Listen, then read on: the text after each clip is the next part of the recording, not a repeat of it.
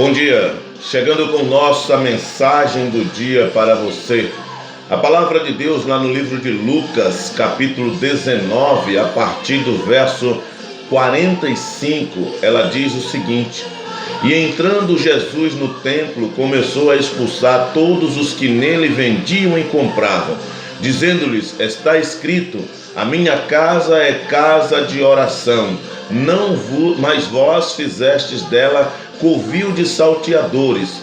E todos os dias ensinava no templo, mas os principais dos sacerdotes e os escribas e os principais do povo procuravam matá-lo, e não achavam meio de fazê-lo, porque todo o povo pendia para ele escutando.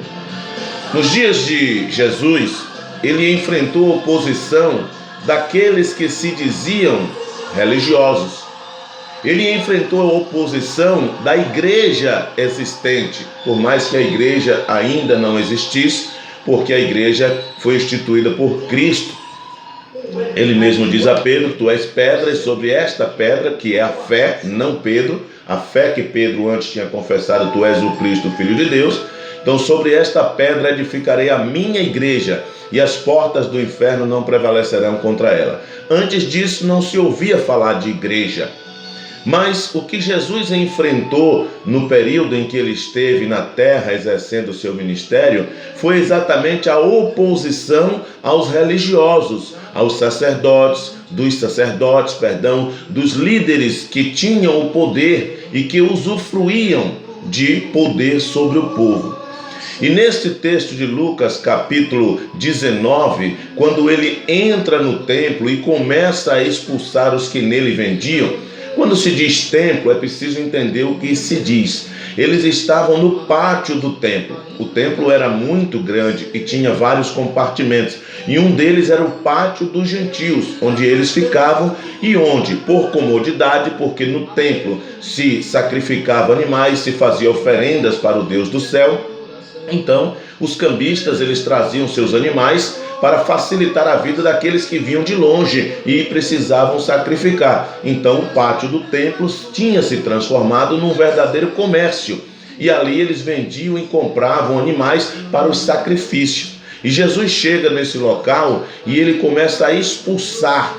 O texto lá de Mateus diz que ele fez um azarrogo, um chicote, e começou a expulsar todos os que vendiam e compravam dentro do templo, ou seja, dentro do pátio do templo. E aí ele cita uma profecia, uma citação bíblica, dizendo-lhes: Está escrito, a minha casa é casa de oração, mas vós fizeste dela covil de salteadores.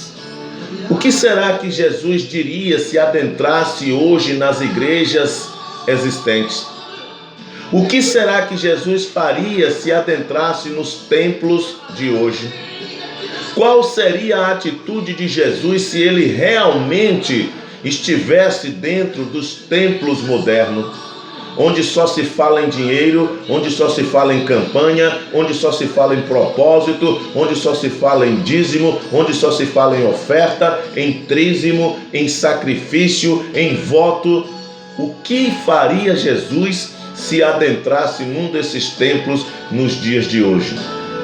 Lá no templo do Velho Testamento, no templo de Israel, de Jerusalém, que acabou destruído, e que Jesus disse antes da sua morte que não ficaria pedra sobre pedra, e isso aconteceu. E agora nós temos o entendimento que o templo somos nós. O próprio apóstolo Paulo nos diz: Não sabeis vós que o vosso corpo é templo do Espírito Santo de Deus, que é proveniente de Deus, que habita em vós? Então o templo físico, ele foi destruído, e a ideia na nova aliança de templo não é mais o templo físico, o templo de pedra, porque Deus não habita em templos feitos por mãos de homem. É o que falou Estevão na cara dos sacerdotes, e por isso ele foi morto. Estevão falou diante dos sacerdotes, porque o Senhor não habita em templos feitos por mãos de homens. Eles defendiam que o Deus habitava naquele templo. E Estevão, trazendo a iluminação do Espírito Santo, revela que o Senhor não habita em templos feitos por mãos de homem.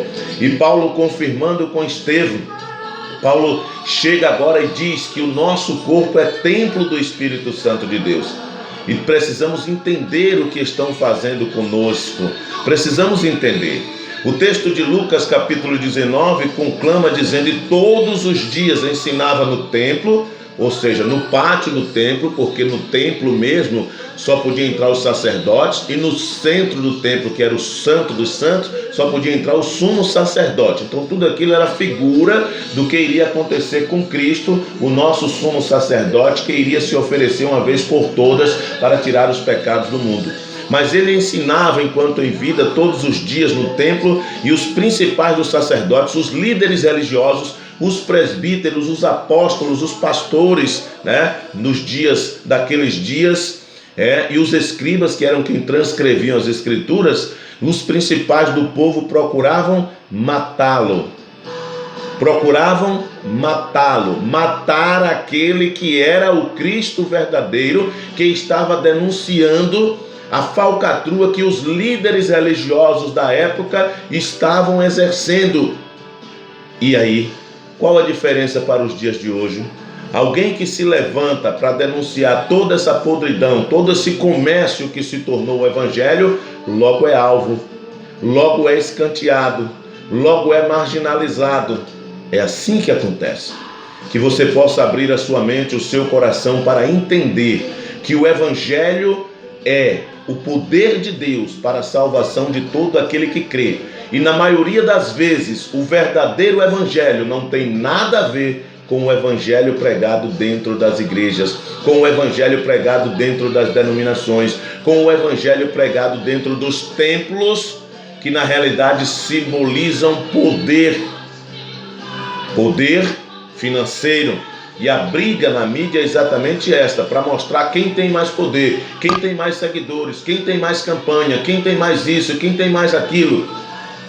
Não sendo verdade os números apresentados, de que milhares e milhares de almas têm se convertido, porque na maioria das vezes as almas têm sido enganadas.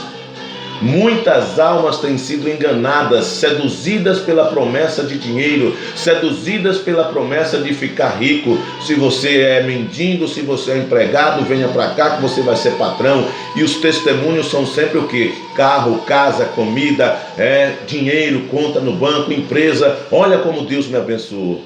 Calma, abra os olhos, entenda o que está acontecendo.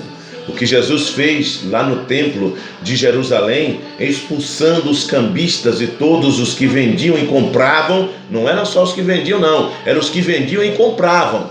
Não era só os mercadores não, era quem comprava também a mercadoria. Jesus expulsou, está lá no verso 45, entrando no templo começou a expulsar todos os que nele vendiam e compravam. Um verdadeiro comércio tem se instituído hoje em nome de Deus, em nome da fé. Um verdadeiro comércio dentro dos templos e as pessoas sem se aperceberem fazendo parte deste comércio.